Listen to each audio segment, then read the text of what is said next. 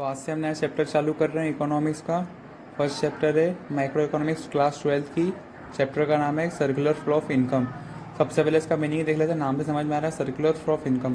तो इसके अंदर साइकिल बताई गई है इनकम की, जो कि प्रोडक्शन प्रोसेस में यूज़ होती है। मतलब भाई प्रोडक्शन जैसे मान लेते हैं अपन पार्ले जी कंपनी का लेते हैं, उसमें कोई बंदे काम कर रहे हैं, उनको उनकी इनकम मिली, उन्हें मतलब उन्हें सर्विसेज दी और उसके बदले उनको इनकम मिली। अब आगे इसमें लिखा गया है among the factors of production, मतलब भाई जो ही वो बात करी गई है इसमें पैसे का लेन देन चलता है। मान लीजिए पार्ले जी की फैक्ट्री है, उसमें उनको बिस्किट बनाने के लिए आपको चाहिए फ्लावर, शुगर, तो शुगर आपको मिलेगी शुगर कैन से। तो शुगर कैन वाले को इसने पैसे दिए, उसके बदले इसको शुगर मिली। तो ये भाई चलता रहता है इनका फ्लो, ठीक है। और इसमें लिखा हुआ है it's circulation from household two forms in the forms of consumption.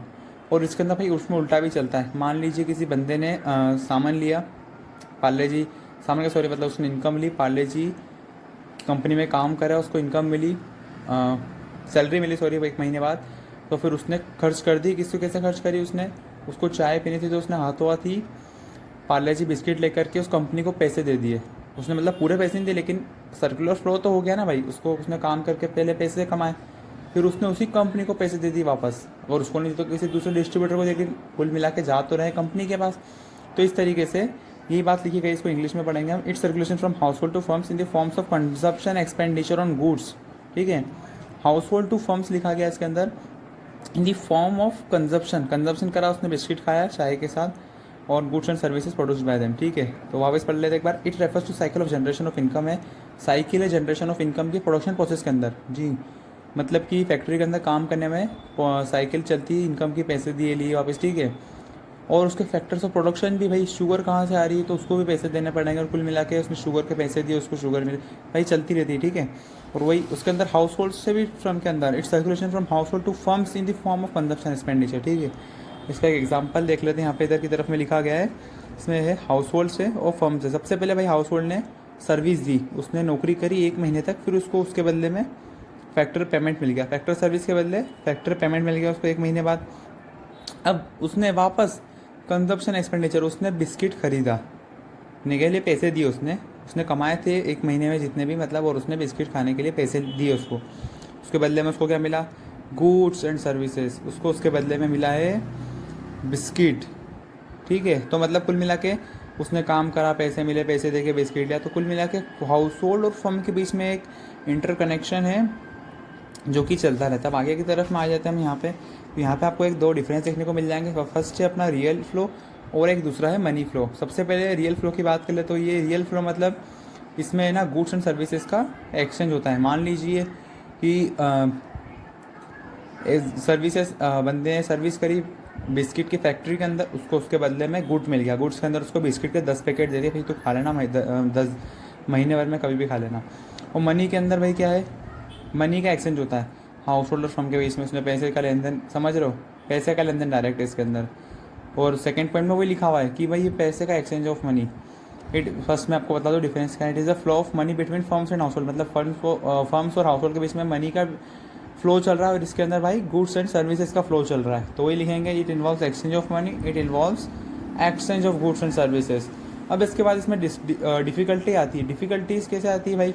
इसको वाटर सिस्टम भी कहते हैं हम, गुड्स एंड सर्विसेज का चेंज करना। डिफिकल्टीज के अंदर कोई देखने को मिलेगा, एक बंदे ने भाई पूरी मेहनत से उसने सर्विस दी, मतलब काम करा महीने भर तक, अब उसकी तनख्वाह हो रही 10,000 रुपये, चलो मान लेते हैं 5,000 हो रही है। अब फैक्ट्री कहती है कि तुम हमारे से 100 पैकेट ले जाओ बिस्किट्स के, पार्ले जी खाना तुम। अब उसको 100 पैकेट चाहिए ही नहीं, और उसको दूसरी चीज़ें चाहिए, कपड़े चाहिए, जूते चाहिए।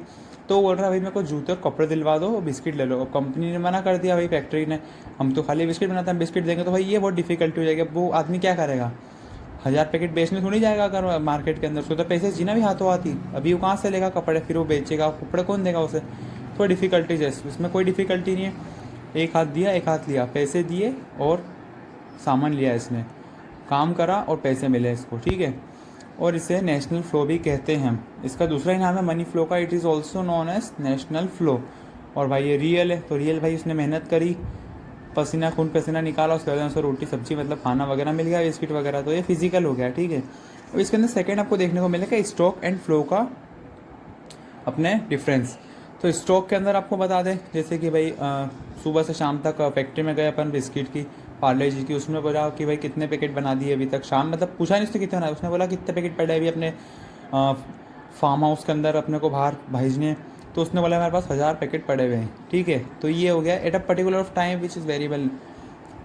Stock variable is a variable which is measured at a particular point of time, मतलब पर्टिकुलर पॉइंट मतलब उसने शाम की पूछा खाली, पर्टिकुलर पॉइंट ऑफ टाइम मतलब शाम की उसने पूछा भाई कितने क्या है ये सब।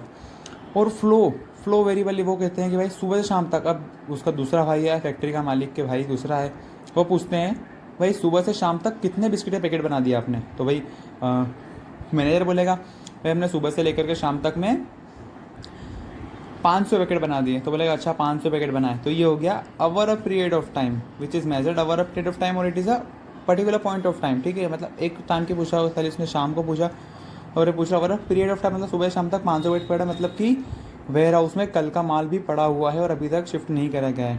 अब इसके बाद कह रहे थे it is not sorry it doesn't have a time dimension, इसमें टाइम से कोई मतलब नहीं है, और इसके अंदर टाइम का मतलब है भाई उसको शाम के आया सुबह कभी भी आ जाए, तो पूछेगा भाई 1000 ही हो, तो बोलेंगे फार्म वेयर हाउस में 1000 ही पड़े, लेकिन भाई यहाँ पे इसने कितने क्या बना दिए। अब आगे चल लेते हैं, तो यहाँ की तरफ में लिखा हुआ it is a static concept. Static मतलब वेयर हाउस में तो आपकी 1000 ही है ना, आप सुबह जाओ शाम की जाओ, लेकिन फैक्ट्री के अंदर माल जब बनता है उसके बाद थोड़ी देर तक पड़ा रहता है, 1-2 दिन तक, फिर बाद में वेयर हाउस पे जाता है। तो भाई ये तो स्टैटिक ही है, भाई पड़ा रहेगा 1000 ही रहेगा, तुम कल भी आओगे तभी 1000 ही पूछ बोलेगा भाई कितना पूछा है, नहीं बोले नहीं पूछा है, बोले पहले वेयर हाउस खाली होगा तभी तो पूछेंगे, क्योंकि भाई वेयर हाउस पूरा फुल पड़ा हुआ है। और इसके अंदर बता रहेगा it is a dynamic concept. Dynamic concept मतलब कि आज किसी वो वर्कर की तबीयत ख़राब हो गई, वो ढंग से बिस्किट पैक नहीं कर पाया, तो भाई आज 500 पैकेट बने थे बनते रोज़, आज भाई 400 ही बन पाए, तो भाई डायनामिक कॉन्सेप्ट अभी सुबह शाम तक हो गया। दूसरा भाई बोले कितने बनाए, बोले 400 पैकेट बने, अच्छा ठीक है ठीक है। तो अभी इसके एग्जाम्पल में मैंने आपको थोड़ा सिंपल बता दिया है। और इसके दूसरे एग्जाम्पल में जैसे लिखा है क्वांटिटी ऑफ वीट स्टोर, मतलब भाई कंपनी ने कितने क्या वीट पड़ी हुई है उसके वेयर हाउस फार्म हाउस में, और इसने पूछा भाई कितनी वीट्स प्रोड्यूस करी गई। तो इन दोनों में डिफरेंस आपको समझ में आ गया, एग्जांपल आराम से मैंने समझा दिया आपको पार्ले जी का देख करके। तो यहाँ पे जैसे कि आप लोग देख पा रहे हैं फिलहाल चैप्टर खत्म हो चुका है, तो आज के वीडियो में इतना ही। मैं आपसे मिलूंगा इसकी नेक्स्ट वीडियो में, तब तक के लिए गुड बाय, जय हिंद, वंदे मातरम। और हाँ, अगर वीडियो पसंद आई तो वीडियो को लाइक कर दीजिए और शेयर कर दीजिए अपने दोस्तों के साथ, और कमेंट में बताइए कि आप और कौन से सब्जेक्ट पे देखना चाहते हैं, और सब्सक्राइब कर लीजिए इस चैनल को ऐसे नहीं स्टडी से जुड़ी वीडियो देखने के लिए। मैं आपसे मिलूंगा इसके नेक्स्ट वीडियो में सेकंड चैप्टर के साथ, तब तक के लिए गुड बाय, जय हिंद, वंदे मातरम।